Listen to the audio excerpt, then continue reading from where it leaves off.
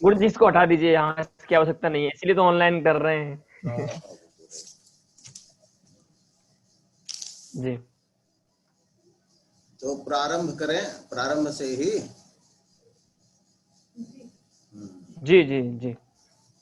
हाँ, तो अपूर्वम यद्वस्तु प्रथयति विना कारण कलाम जगद्ग्राव प्रख्यम निजरसभरात् सारयति च क्रमात् प्रख्योपाख्या प्रसरसुभगम भासयति यत् सरस्वत्यास्तत्त्वं कविसहृदयाख्यं विजयते। अत्र क्रियापदम वर्तते विजयते। विजयते ये क्रियापद है और जी धातु को यहाँ अकर्मक हम मानेंगे। तो अकर्मक जी धातु के प्रयोग से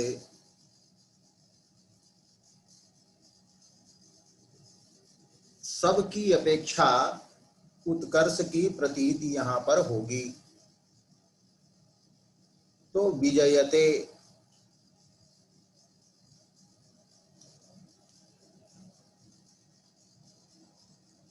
विजयते यह जो क्रियापद है इसका कर्ता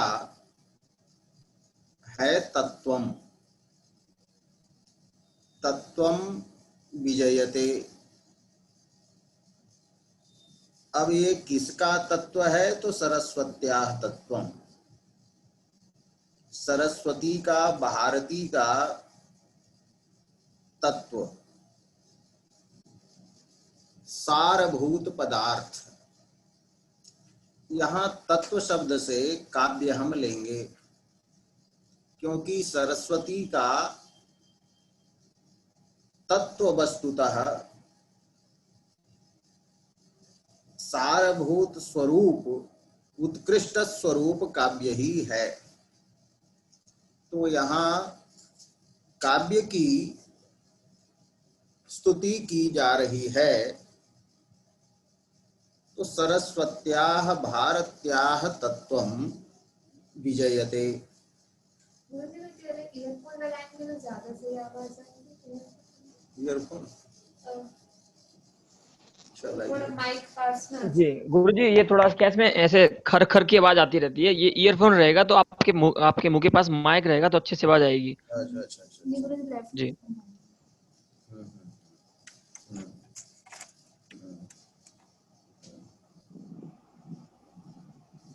चलिए। जी तो तत्वम विजयते। जी तो सरस्वत्यास्तत्वम काव्यम। इस श्लोक के अर्थ को समझने के लिए काव्य प्रकाश का मंगलाचरण जो है वो समझें कि इस श्लोक की विवृति है, एक व्याख्यान है। तो वहाँ भी भारती के कवि की निर्मिति जो है उसी की प्रशंसा या स्तुति की गई है वहाँ पर। तो उसके आधार पर यहाँ हम काव्य ले सकते हैं। और ये ध्वन्यालोक का नाम भी है काव्यालोक, जो दूसरे श्लोक में इस बात को स्पष्ट किया गया है। तो सरस्वत्यास्तत्वं काव्यम विजयते। अब ये तत्व के विशेषण हैं सारे। कीदृशम तत्वम विजयते, तो कवि सहृदयाख्यम। तो कवि काव्यकार हुए, सहृदय जो काव्य को समझता है, जिसमें काव्य बोध्य रस की प्रतीति जिसमें होती है, तो कहा तो कविश्च सहृदयश्च कवि सहृदयो ताभ्याम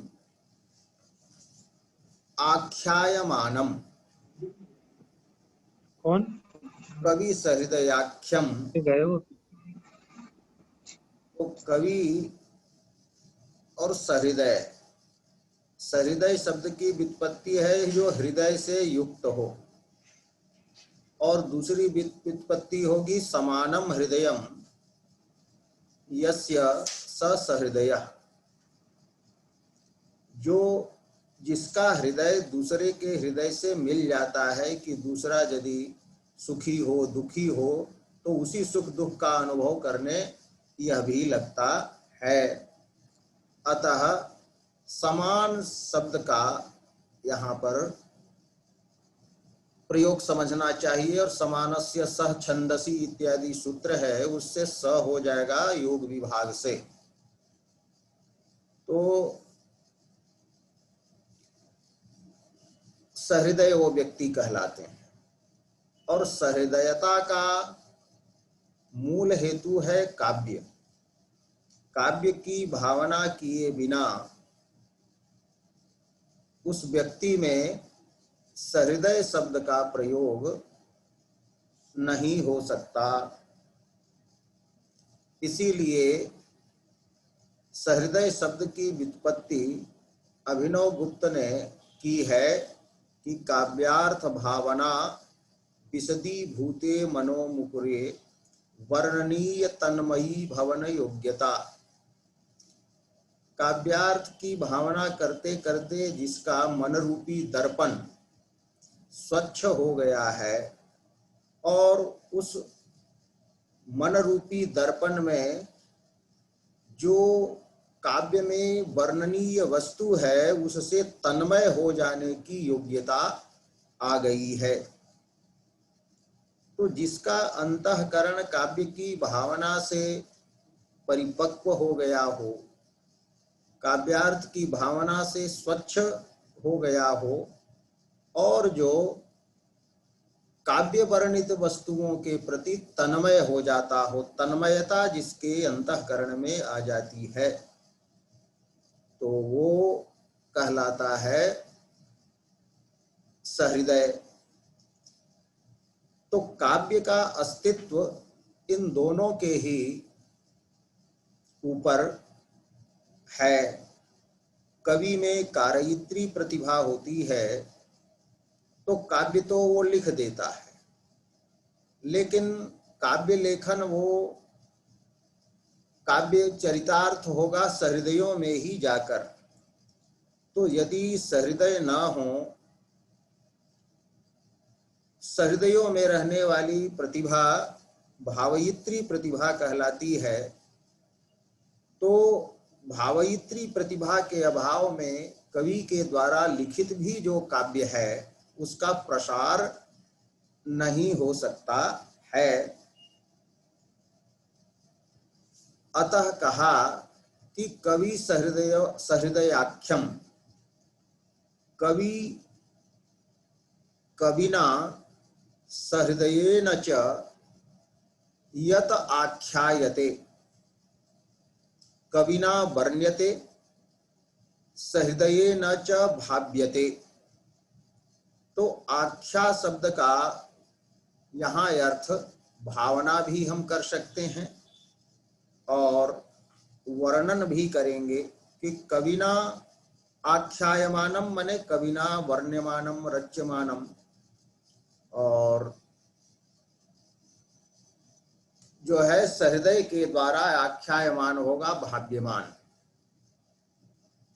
इसीलिए मम्मट ने कहा कि कारयित्री प्रतिभा से काव्य तो उत्पन्न हो जाएगा, लेकिन भावयित्री प्रतिभा नहीं रहेगी सहृदय में तो उसमें काव्य का प्रसार नहीं होगा। जैसा कि लिखा है कि याम बिना काव्यम न प्रसरेत, और प्रसृतम व उपहसनीयम स्यात्। तो जो सहृदय होते हैं वे सहृदय यदि न हो तो सहृदय के अभाव, सहृदयता के अभाव में असहृदय व्यक्ति जो हैं वो जो है सो उपहास करते हैं काव्य का। तो कवि सहृदयाक्षम, यद्यपि लोचन की अनेक टीकाएं हैं, बाल प्रिया आदि, लेकिन इसका अर्थ कुछ अपनी बुद्धि से भी लगाना ये चाहिए। आख्या शब्द का अर्थ नाम प्रसिद्ध है, तो कवि और सहृदय ये दोनों हैं आख्या नाम जिसके। तो कवि सहृदय नाम होने का मतलब यहाँ पर है कि कवि में काव्य उत्पन्न होता है और सहृदय में ये प्रसार को प्राप्त होता है। तो कवि सहृदय के बीच में रहने वाला जो तत्व है वही है काव्य। तो कवि सहृदयाख्यम कह करके इस पद के द्वारा तत्वम जो है उसकी काव्य परता बतलाई गई है। यदि ये पद न रहे, कवि पद न रहे, सहृदय पद न रहे, तो कौन सा सरस्वती का तत्व विजयते ये जो है नहीं किया जा सकता है। तो कवि सहृदयाख्यम सरत सत्यास तत्वम विजयते, ये चौथा चरण जो है ये प्रधान वाक्य है, और ऊपर के जो वाक्य हैं ये इसके साधक हैं, इसके वाक्यार्थ के साधक हैं। आई इसके साधक हैं ये। तो आपने पढ़ा है कि वाक्योच्चयो महावाक्यम, अनेक वाक्यों के समूह को महावाक्य कहते हैं। तो उनमें अनेक वाक्य जो होते हैं उनमें एक वाक्य अंगी होता है और अन्य वाक्य उसके पूरक होते हैं, उसके अंग होते हैं। तभी तो अंग और अंगी में आकांक्षा होती है। इसलिए साहित्य दर्पण में लिखा कि आकांक्षादि से युक्त वाक्यों के समूह को हम महावाक्य कहते हैं। तो सरस्वत्यास तत्वम कवि सहृदयाख्यम विजयते ये अंगी वाक्य हुआ, और उसी के साधक वो हैं ऊपर के 3 वाक्य। तो यत शब्द से तत्वम का ग्रहण होगा कि जो तत्व प्रथयति, प्रथ विस्तार अर्थ में है, जो विस्तृत करता है। यत सरस्वत्याः यत तत्वम प्रथयति विस्तारयति, बहुलम करोति, बहुत करती है, विस्तृत करता है जो तत्व। तो किसे विस्तृत करता है? यत सरस्वत्याः यत तत्वम प्रथयति, किम प्रथयति? तो वस्तु। तो वस्तु यहाँ द्वितीया का एक वचन है, वस्तु वस्तुनि वस्तूनि।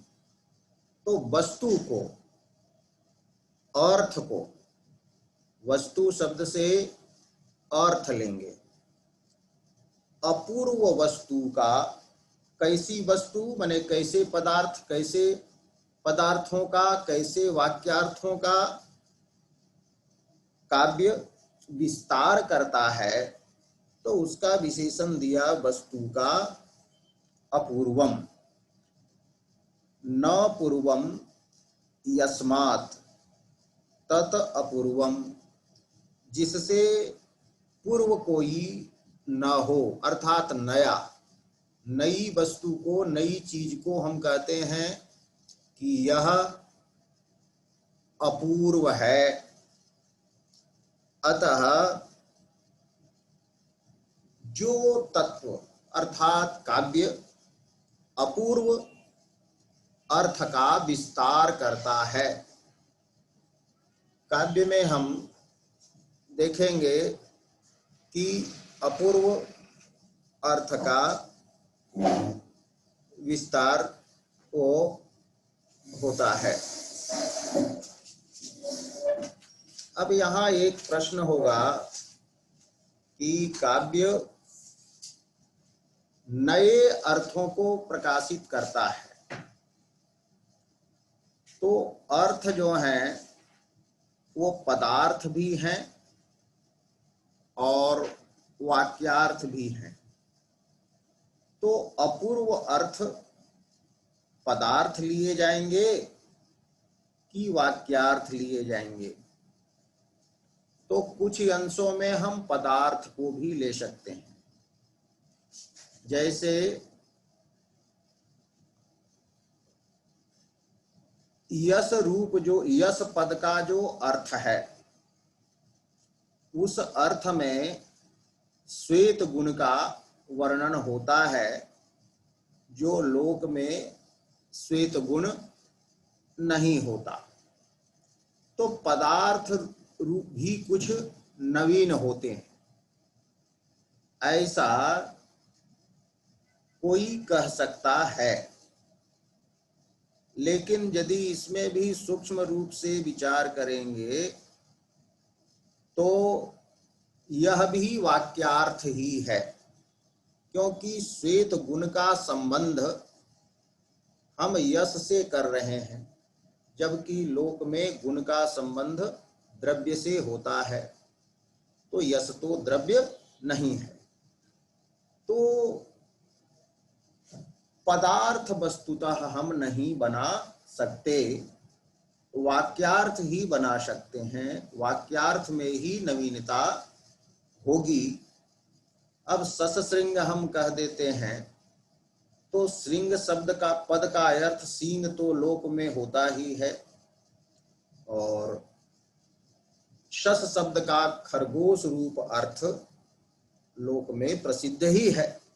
लेकिन सस संबंधी श्रृंग प्रसिद्ध नहीं है। तो वस्तु शब्द से यहां हम वाक्यार्थ लेंगे, वाक्यार्थ में ही नवीनता होगी। काव्य यद्यपि शब्दार्थ रूप है, शब्दार्थो काव्यम है, किंतु शब्द अंश में हम कोई परिवर्तन नहीं कर सकते, क्योंकि व्याकरण आदि से, लोक से जो शब्द प्रयुक्त हैं उसी शब्द का हम प्रयोग करेंगे, क्योंकि शब्दों को हम नया नहीं बना सकते। इसलिए आनंदवर्धन ने चतुर्थ उद्योत में कहा है कि सरस्वती भी पदों का परिवर्तन नहीं कर सकती। तो शब्दांश में हम परिवर्तन नहीं कर सकते। वाक्य हम नया बना सकते हैं, तो वाक्य में भी वस्तुतः यही पद रहेंगे। तो वाक्य में जो नवीनता आएगी, अपूर्वता आएगी, वो अर्थ के चलते आएगी, क्योंकि वाक्यार्थ जो हैं वो नवीन होंगे। तो वाक्यार्थ के नवीन होने के चलते उसके प्रतिपादक जो है वाक्य, वो वाक्य को भी हम नवीन कह सकते हैं।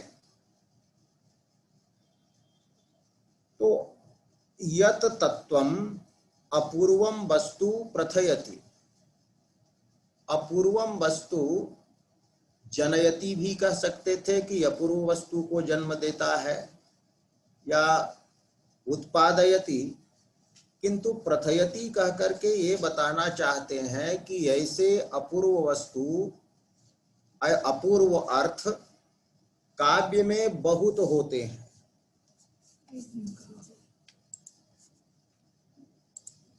गुरुजी जैसे कोई हाथ खड़े करे ना तो ऐसा आ जाएगा आपको, तो आपको पता चल जाएगा। क्या इसको करना? नहीं, आप उनको बोल दें तो वो अनम्यूट कर देंगे, आपको पता चल जाएगा कि उन्होंने हाथ खड़े किए हैं। अच्छा अच्छा। हाँ। हाँ, तो अन, अ- अनेक पदार्थों को वो ज्ञापन करती है ये काव्य वस्तु। तो सरस्वत्या तत्वम जत तत्वम अपूर्वम वस्तु प्रथयति। अपूर्व वस्तु एक दो नहीं करती है, बहुत बनाती है। और उसकी विशेषता है कि कारण कला के बिना, तो कारणस्य कलाम, जो इधर समवायी कारण असमवायी कारण इत्यादि जो प्रसिद्ध हैं, उन कारणों के लेस के बिना भी, तो कारणस्य कलाम बिना, तो यहाँ अपि शब्द स्वयं समझना चाहिए कि कारण कला के बिना भी अपूर्व वस्तु को जो प्रथित करती है, अपूर्वम वस्तु जत प्रथयति विस्तारयति। पुनः प्रश्न होता है कि अनेक अपूर्व वस्तु जो काव्य निर्माण करता है, तो काव्य का ये निर्माण, अपूर्व वस्तु की जो सृष्टि है, वो अच्छी भी हो सकती है, बुरी भी हो सकती है। जैसे पुराणों में आता है कि ब्रह्मा ने शिव को कहा, रुद्र को, कि आप सृष्टि कीजिए, तो वो खूब सृष्टि करने लगे, अनेक विस्तृत सृष्टि कर दी, जिसमें भूत प्रेत आदि जो जितने हैं। आवाज नहीं आ हाँ, रही? एक बार गुरुजी पूछ लें, आप आवाज आ रही है? आवाज जाती है कि नहीं? अरे आगच्छति आ रही है, आगच्छति। हाँ आ रही है गुरुजी। अमोल भैया कह रहे हैं कि आवाज नहीं आ रही है। अमर आ भैया रही को नहीं आ है, रही है। आ रही है, आवाज आ रही है। तो आनंददायक वो सृष्टि है कि नहीं? अधिक बना देने से बहुत लोग लिखने लगते हैं, तो पूरा पूरा बहुत ग्रंथे लिख देते हैं और उसमें कुछ रहता नहीं है। तो वैसा ही ये काव्य करता है क्या? तो कहा नहीं, उसकी दूसरी विशेषता यह है कि वो सरस करती है, आनंदमय बनाती है, आनंददायक वो है। तो सारयति, हाँ, निहिसार पदार्थ की सृष्टि नहीं करती। तो सारम करोति इति सारयति।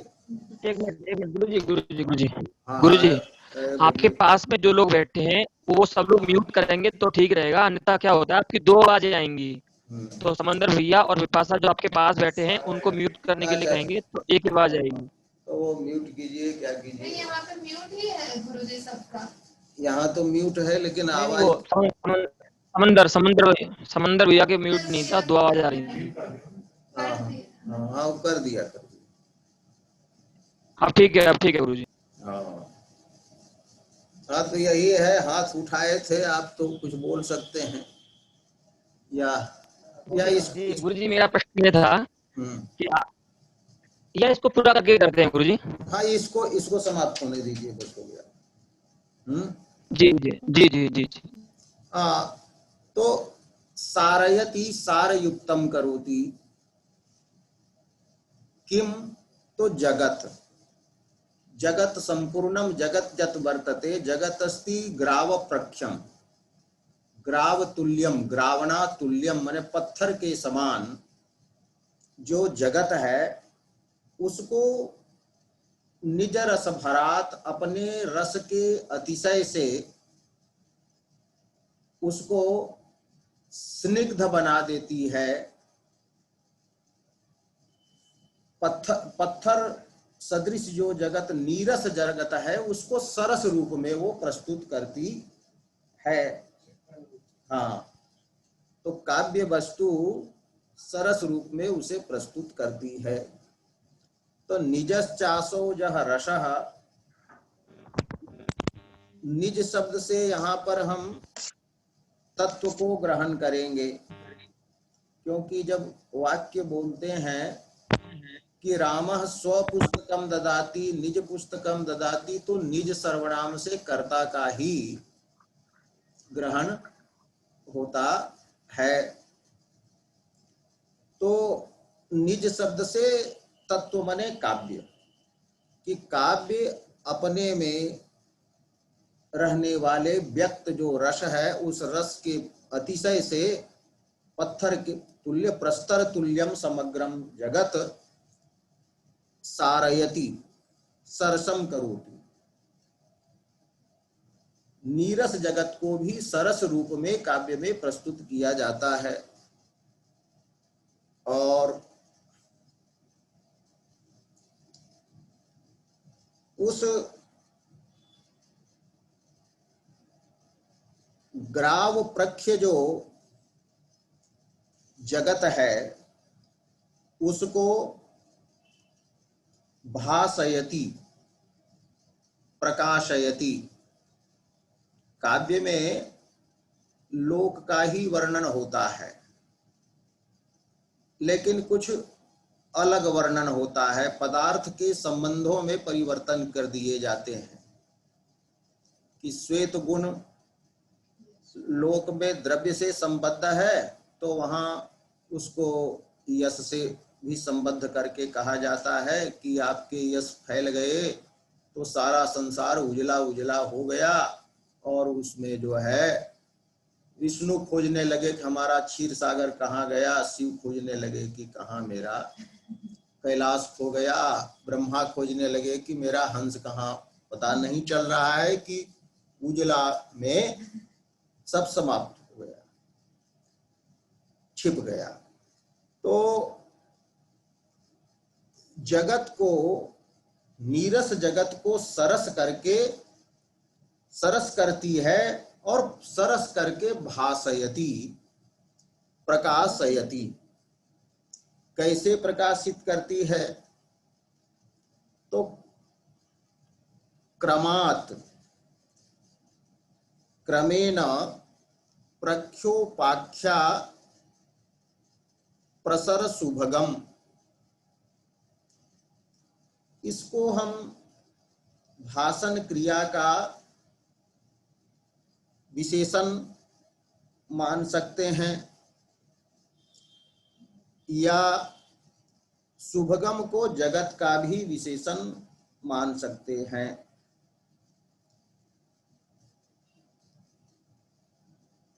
इस प्रख्या शब्द का अर्थ प्रतिभा किया है, बुद्धि प्रतिभा। उपाख्या शब्द का अर्थ किया है शब्द।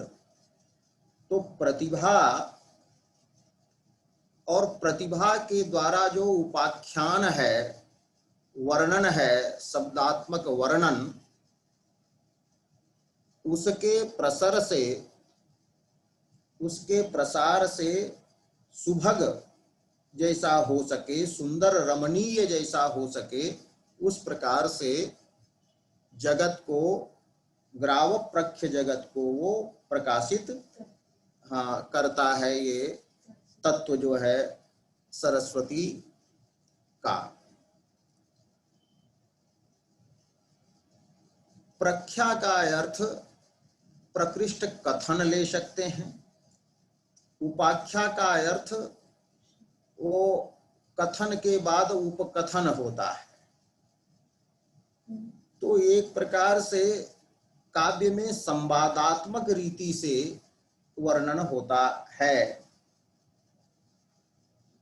तो प्रख्या और उपाख्या, कथन और उपकथन के प्रसर से, माने विस्तार से, सुभग जैसे हो सके वैसे ये करती है। एक अर्थ ये भी कर सकते हैं कि प्रख्या का माने प्रतिभा का की जो उपाख्या है, तो उपाख्या का मतलब हुआ आद्य कथन, आद्य वर्णन। प्रतिभा के द्वारा जो वर्णन होता है वो प्रथम अपूर्व वर्णन होता है। उपशब्द को आदि अर्थ में हम मान सकते हैं, जैसे वो उपदेशे जनुनासिक यित में तो उपदेशः आद्योच्चारणम कहते हैं। तो दिशि उच्चारण क्रिया की दिश धातु का अर्थ है उच्चारण करना और उप का अर्थ हुआ आदि। तैसे प्रख्या का की जो उपाख्या है, आद्य वर्णन है, उस आद्य वर्णन से आद्य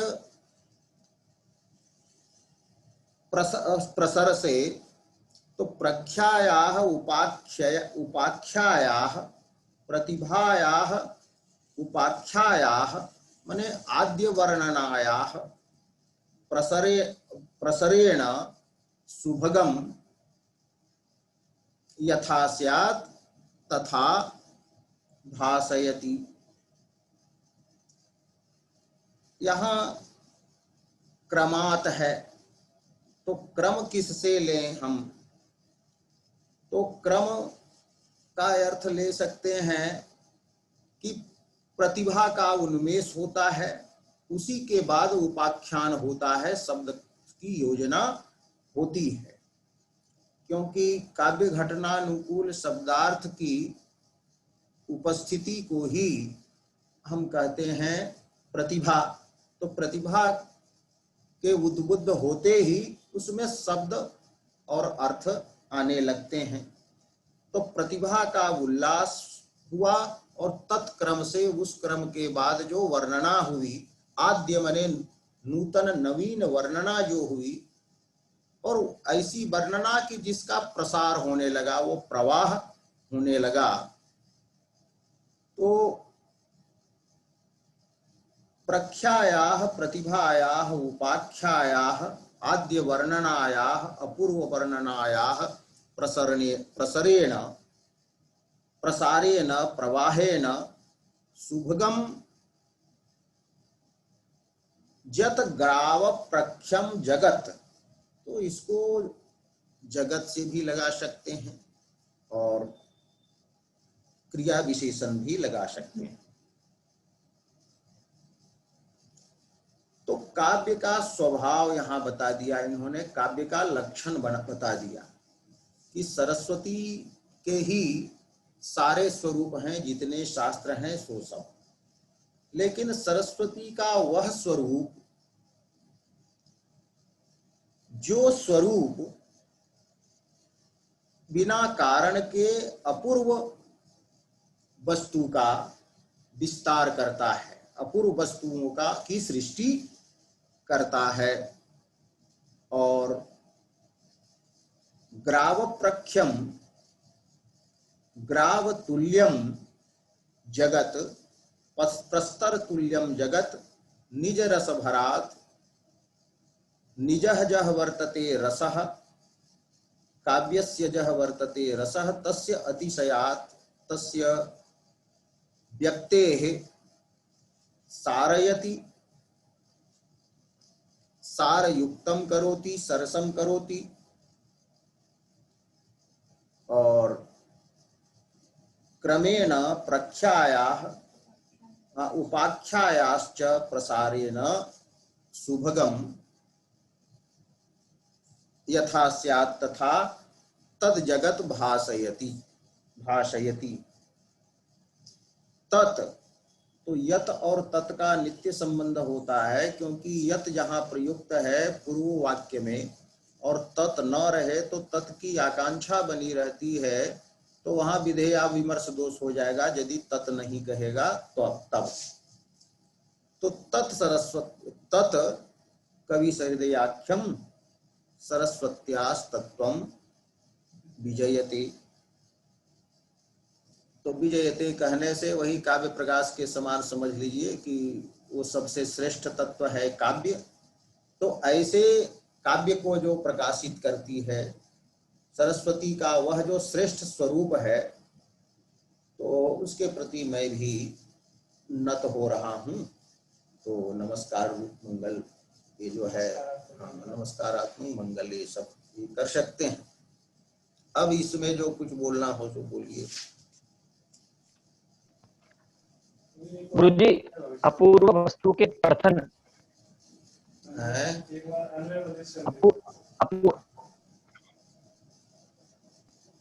बोलिए। मैं बोल रहा हूँ गुरुजी। जी जी, अपूर्व वस्तु के प्रथन में जो आपने बताया कि अपूर्व अभी सुनाई पड़ रहा है। हाँ, अपूर्व वस्तु के प्रथन की जो बात कही, वहां पर अपूर्व वस्तु से पदार्थ रूप वस्तु को नहीं ले सकते, वाक्यार्थ रूप वस्तु को लिया जा सकता है। हाँ, क्योंकि पदार्थ रूप वस्तु को लेने में ससृंगादि जो अत्यंत प्रसिद्ध पदार्थ हैं उनकी कल्पना का दोष आएगा, ये बताया। मैंने पद का अर्थ जो है वो नवीन नहीं हो गुरुजी, प्रश्न ये है कि रूपक स्थल में, जी रूपक स्थल में जहां पर चंद्र निरूपित सादृश्य भेद मुख में लाया जाता है, चंद्र निरूपित सादृश्य भेद मुख में लाया, चंद्र निरूपित सादृश्य वद भेद, क्योंकि चंद्र शब्द का सादृश्य वद भेद हाँ जो मुख में लाया जाता है। हाँ हाँ, तो मुख में लाया गया, तो मुख शब्द का तो अप्रसिद्ध है गुरुजी।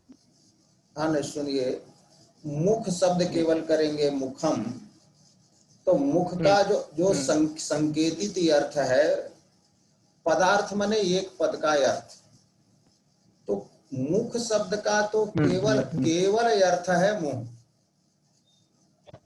और चंद्र पद का जो अर्थ है उसका आप अन्वय कर रहे हैं, तो अन्वय जैसे हुआ तो वो वाक्यार्थ हो गया। पदार्थान्वय को ही कहते हैं वाक्यार्थ। वो तो बैठ जाएगा। मैंने आपने वैसे बताया था ना गुरुजी, सत्संग को लेकर के अभी आपत्ति आएगी, तो सत्संग भी तो वाक्यार्थ है गुरुजी। हाँ, वाक्यार्थ है, तो वाक्यार्थ लोकोत्तर हो सकता है जो लोक में न है, तो माने जी हाँ, क्योंकि श्रृंग में जो सस संबंध है वही न लोकोत्तर है। हाँ, नहीं तो दोनों पदों का तो पृथक पृथक कर। और गुरुजी पदार्थ भी है गुरुजी पदार्थ भी, हाँ, कौन पदार्थ भी हो सकता है ना गुरुजी। चंद्र की जो दाहकता है, चंद्रमसः ये दाहकत्वं काव्ये वर्ण्यते, तद्दाहकत्वं जगति न लभ्यते, अतः अपूर्व पदार्थत्व प्रथनमपि काव्यस्य अबाधितमेव। किंतु चंद्रे दाहकत्वं यत् कल्प्यते तत् विरही संबंधम बिना तत्र दाहकत्वं न वक्तुं शक्यते। विरही यह वर्तते तमेव न दहति। हाँ, तो माने फलतः तत्र दाहकत्वं कल्पनीयम्। हाँ, कल्पनीयम्, किंतु दाहकत्वस्य हेतु तत्र विरही संबंध एव वर्तते। विरही संबंध, हाँ, तो एवं फलित रूपेण यन्ते तु वक्तुं शक्यते कि चंद्रे दाहकत्वं वर्तते, अतः चंद्र पदार्थः अपि लोकोत्तरः अपूर्वः जाता, किंतु चंद्र पदार्थः जः अपूर्वः जातः तत्र अपूर्वत्वस्य साधकः वाक्यार्थः एव वर्तते तत्र। निरपेक्षः पदार्थः न अपूर्वं भवितुम् अर्हति, अपूर्वः भवितुम् अर्हति। निरपेक्षः पदार्थः न अपूर्वः भवितुम् अर्हति, संबंध विशेष सापेक्ष एव पदार्थः अपूर्वः भवितुम् अर्हति। अस्तु। हाँ, अतएव नियतिकृत नियम रहिताम् इति वर्तते न, तस्य व्याख्यायां लिखितं वर्तते बहुत्र यत् नियति नियमस्य पालनं शब्दांशे तु कर्तव्यमेव। व्याकरणेन नियमः कृतः वर्तते कि परस्मै पदम यदस्ति तथैव प्रयोक्तव्यम्। व्याकरणस्य नियमः अपि नियति नियमः वर्तते, तो शास्त्रस्य नियमः लोकस्य नियमस्तु शब्दांशे पालनीयः एव। वाक्य निर्माणं भवति तत्रापि वाक्य रूपे शब्देपि स पालनीयः एव नियति नियमः। तो नियति नियम राहित्यं कुत्र अस्ति? तर्हि वाक्यार्थे वर्तते, पदार्थ संबंधे वर्तते। वहनी निष्ठम यद्दाहकत्वं वर्तते तद्दाहकत्वं चंद्रे स्वीक्रियते। बुद्ध अभिप्रायः। हाँ हाँ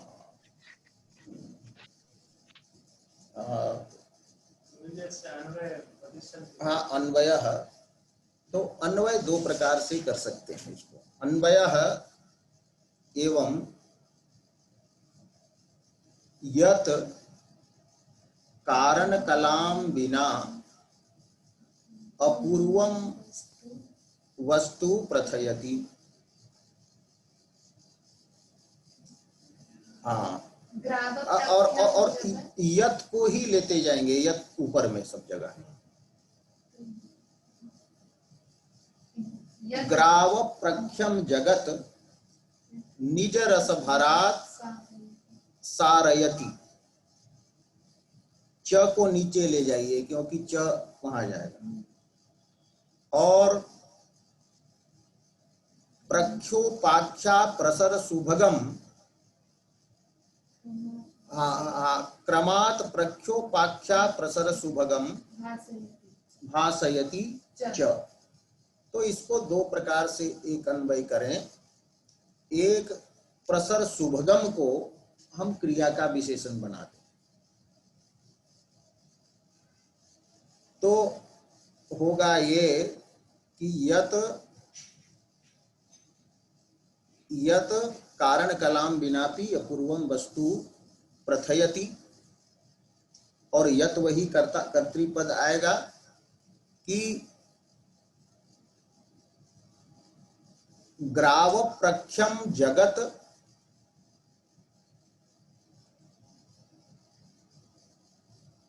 और पहले विशेषण लगा दीजिए, क्रमात् प्रख्योपाख्या प्रसर सुभगम ग्राव प्रख्यम जगत निज रस भरात सारयति भासयति च। सारयति भासयति च। तो ये सुभगम को यदि हम ले जाएंगे, जगत को का विशेषण बना देंगे, और जगत का विशेषण नहीं इसी को बना दीजिए, तो ऊपर दो ही वाक्य रखें कि अपूर्वम यत अपूर्वम वस्तु कारण कलाम बिना अपि प्रथयति, और कि ग्राव प्रख्यम जगत निज रस भरात सारयति प्रख्योपाख्या प्रसर सुभगम यथा स्यात् तथा भासयति च। तत् सरस्वत्याः तत् तत्त्वं, सरस्वत्याः तत् कवि सहृदयाख्यं तत्त्वं विजयते।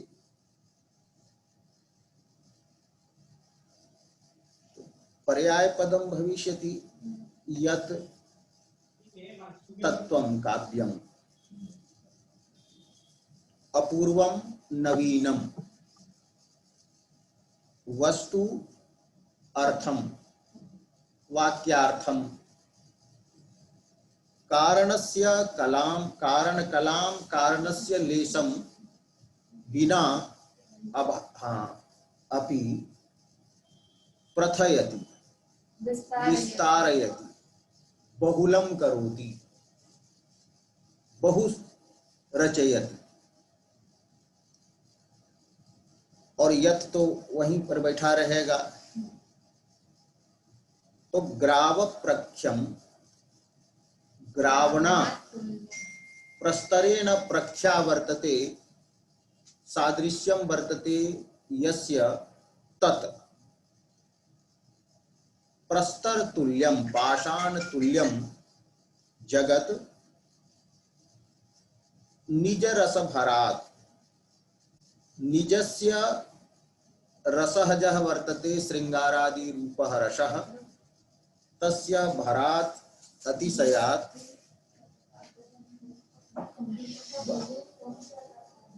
सारयति सारयुक्तम करोति। और प्रख्योपाख्या प्रसर सुभगम यथा स्यात् तथा भासयति। तो प्रख्यायाः प्रतिभायाः या उपाख्या आद्या उपाख्या आद्यम वर्णनम नवीनतया उपस्थापनम तस्याः प्रसारेण विस्तारेण सुभगम यथा स्यात् सुंदरम रमणीयम यथा स्यात् तथा भासयति प्रकाशयति। तत्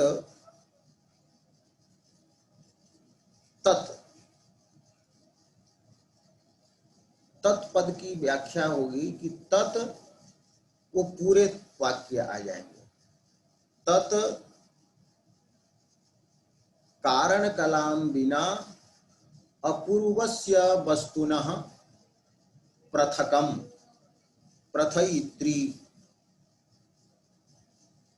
निज रस भरात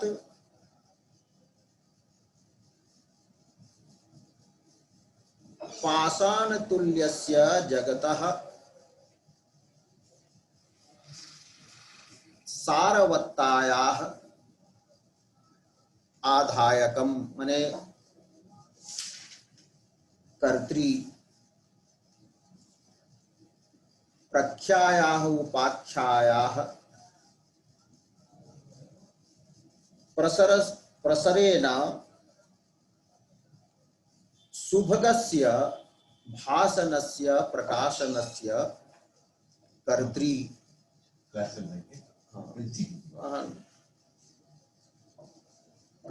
कविना सहृदयेन च आख्यायमानम्। कवि सहृदयाभ्याम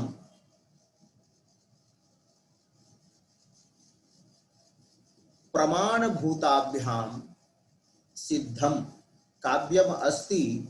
अत्र प्रमाणम किम कवयः एव प्रमाणम और सहृदया एव प्रमाणम। काव्यस्य ईदृक् स्वभावे कि काव्यम ईदृशं भवति। तो काव्यस्य ईदृक् यः वर्तते ईदृश स्वभावः तत्र प्रमाणभूताः कवयः सहृदयाः। तो कवि सहृदय प्रमाणकम सरस्वत्याः भगवत्याः भारत्याः तत्त्वं काव्यम विजयते। हाँ जयति हो गया।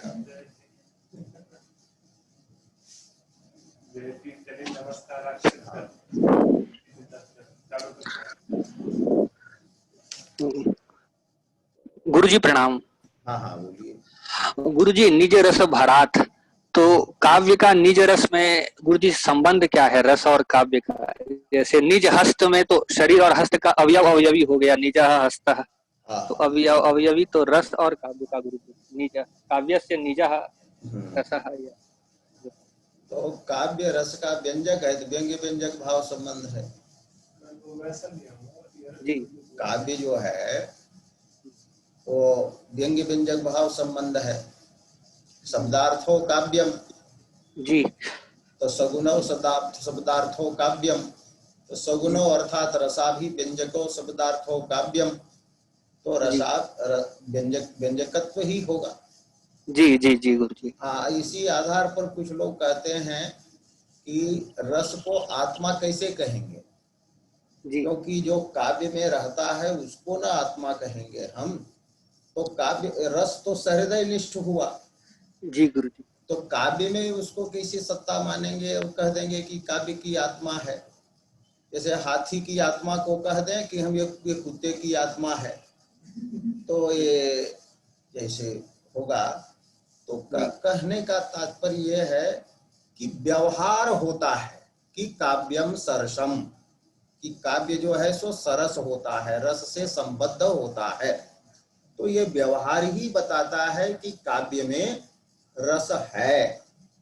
अब कौन संबंध से है वो अलग बात है, क्योंकि संबंध भिन्न भिन्न होगा। एक संबंध से कोई कहीं रह सकता है, दूसरे संबंध से कोई कहीं रह सकता है। जी। जैसे ईश्वर इच्छा जो है तो ईश्वर में समवाय संबंध से रहती है, और वही विषयता संबंध से शब्द अर्थ में रहती है, वो शक्ति कहलाती है जी। हाँ, तो वही व्यंग्य व्यंजक भाव संबंध कहिए, स्वव्यंजकत्व संबंध कहिए, उसी से काव्य में उसकी स्थिति होगी। जी जी गुरु जी। रसः काव्यार्थ उच्यते, ये कहा है भरत ने। जी तो काव्य का वो भी अर्थ है, काव्य प्रतिपाद्य है, वो व्यंजना से प्रतिपाद्य है। जी। काव्य का अर्थ प्रयोजन भी है, फल भी है वो। हाँ, तो यही यही कहा जा सकता है, और क्या।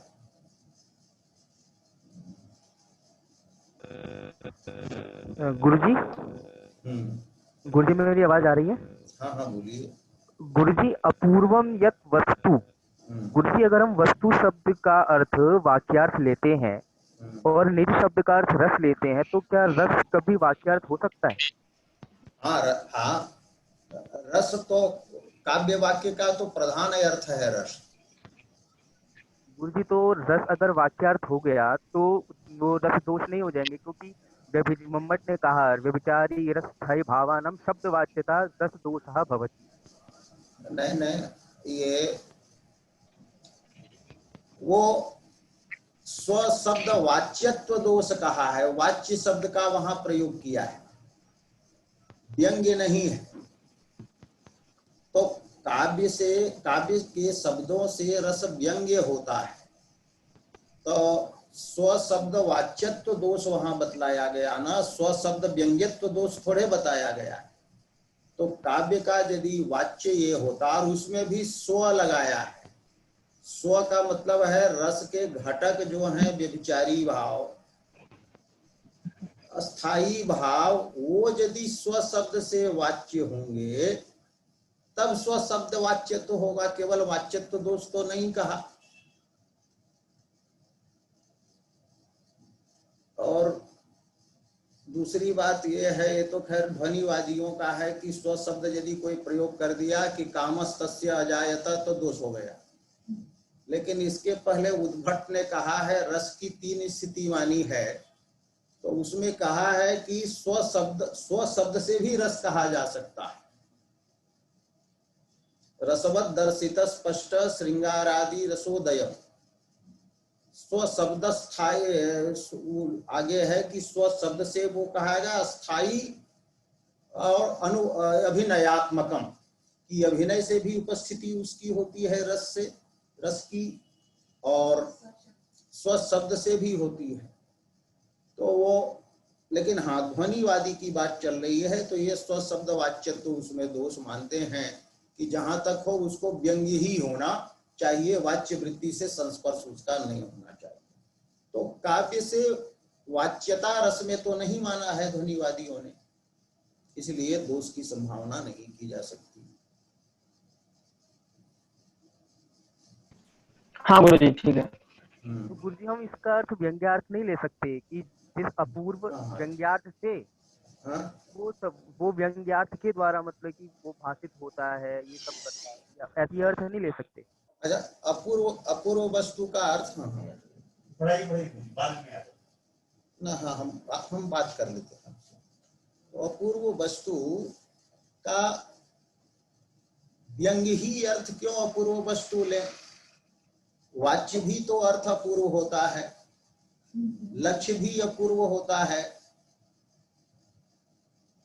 व्यंग्य वस्तु रूप अर्थ, अलंकार रूप अर्थ भी जो व्यंग्य होते हैं या वाच्य होते हैं, तो वो भी तो अपूर्व होते हैं। तो केवल रस में ही अपूर्वता हम, और रस में जो अपूर्वता ला रहे हैं वो वाच्यार्थ आदि में अपूर्वता के चलते ही वहां पर रस की अपूर्वता आ रही है, व्यंजक के चलते।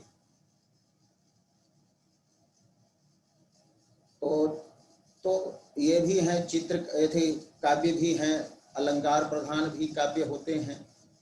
यद्यपि उसको काव्य आनंदवर्धन कहते हैं नहीं कहते हैं वो अलग बात है, लेकिन अपूर्वत्व जो है वो व्यंग्य में ही होता है, ऐसा तो नहीं कहा जा सकता। गुरुजी हाँ एक बात ये और थी कि जो उपदिष्ट अर्थ है ना पृथ्वी धातु का, हैं? पाणिनि उपदिष्ट जो अर्थ है ना पृथ्वी धातु का, वो है हाँ। प्रख्यान, पृथक प्रख्याने। तो कुछ विस्तार अर्थ में कैसे ले सकते हैं फिर इस धातु को? पृथक प्रख्याने बोल रहे हैं पाणिनि, या तो फिर अर्थांतर मान करके करें? हैं? गुरुजी प्रथयति में जो धातु प्रथयति है पृथु वो विस्तारे, प्रख्यान के अर्थ में है। हाँ तो पृथु विस्तारे। विस्तार, और ये विस्तार ठीक है, प्रथय नहीं है वो, ठीक है। अब विस्तार में भी होगा। और ये है पृथुना प्रथिता पृथ्वी। पृथ्वी जो है सो समतल बनाई गई। पहले पृथ्वी उबड़ खाबड़ थी, सरस नहीं थी। तो जब उसको पहाड़ों को काट उठ करके ये किया गया तो विस्तृत करना भी उसका अर्थ ये है। तो यहाँ पर मैंने जैसा और भी बहुत सोचा जा सकता है, लेकिन यहाँ मेरा कहना है कि कोई व्यक्ति अपूर्व वस्तु बना ले और एक दो वस्तु बनाया और हल्ला किए चले कि देखिए हम बना लिए। महाभारत में एक है कि एक मंकी नाम के ऋषि थे, तो वो सिद्ध हो गए तो उनके हाथ से वो जो है साग का रस चूने लगा और वो तृप्त कर देते थे। तो हल्ला करके उछलने लगे कि हमने अपूर्व वस्तु, अपूर्व सिद्धि कर ली है। तो एक ही न सिद्धि प्राप्त की है। तो ये काव्य जो है सो ऐसे अनेक वस्तुओं को बनाता है, अपूर्व वस्तुओं का निर्माण करता है। ये नहीं कि एक दो का। काव्य का क्षेत्र बड़ा विशाल है, इसलिए बृहस्पति के सहस्त्रों बृहस्पति भी इसको नापना चाहे तो नाप नहीं सकते, इसकी कल्पना नहीं, परिमाप नहीं कर सकते। ये तो बताया है आनंदवर्धन में, हाँ चौथे में बताया है। वाचस्पति सहस्त्राणाम। हाँ वाचस्पति सहस्राणाम, आप तो रटे हुए हैं उसको, ठीक है। तो हाँ प्रख्यापयति भी कर सकते हैं उसका अर्थ। ठीक है गुरुजी, उसी अर्थ में धातु पाठ में उसी अर्थ में है धातु, लेकिन वो देखना पड़ेगा गुरुजी। पृथु विस्तारे धातु भी है। पृथु विस्तारे तो कैसे नहीं, पृथु विस्तारे नहीं, ऐसी धातु तो मिली नहीं धातु पाठ में, ये मैंने देखा भी।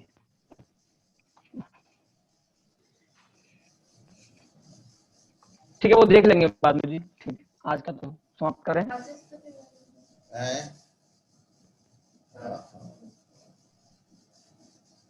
तब ठीक है, तो आज ये हुआ, आप लोग देखिए। जी गुरुजी जी, कल से आगे चलेंगे। ठीक जी, प्रणाम गुरु। हाँ प्रणाम गुरु।